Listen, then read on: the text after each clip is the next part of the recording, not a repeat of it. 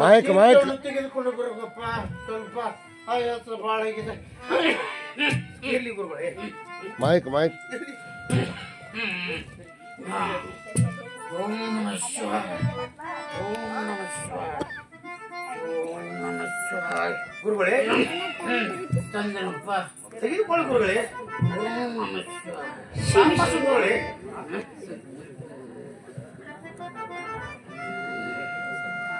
ತೆಗೆದುಕೋ. ಶಿವ ಶಿವ ಶಂಕರ ಪರಮಾತ್ಮ ಶಂಕರ. ಗುರುಗಳೇ ಗಪ್ರಿ ಮಾಹಿತಿ ಬರ್ತೈತೆಪ್ಪ, ನಾನು ಹಾಕ್ತೀನಪ್ಪ. ಶಿವ ಶಿವ ಗುರುಗಳೇ, ಅಲ್ಲಿ ಯಾರು ಕಾಣ್ತಿರುವುದಲ್ಲ? ನೀರು ಶಿಷ್ಯ, ನೀರು ಅಲ್ಲಿ ನನಗೆ ಸ್ವಲ್ಪ ಮಿಣುಕ್ ಮಿಣುಕ ಕಾಣ್ತಿದಲ್ಲ.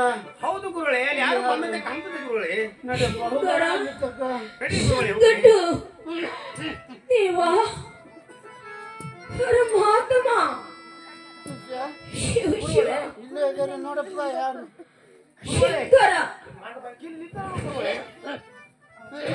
ಶಿವ ಶಿವ ಸಾವಕಾಶ ಗುರುಗಳೇ.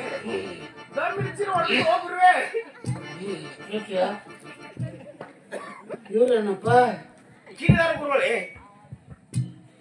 ಶಿವ ಶಿವ ಶಂಕರ ಪರಮಾತ್ಮ. ಯಾರ ಮಾತಾಯಿ ಇಲ್ಲಿ ಬಂದಂತವ್ರು? ಅಪ್ಪ ನಾನು ಆದಿಶಕ್ತಿ ರೇಣುಕಲ್ಲಿ ನಡುತ್ತಿದ್ದೇವ್ರಿ.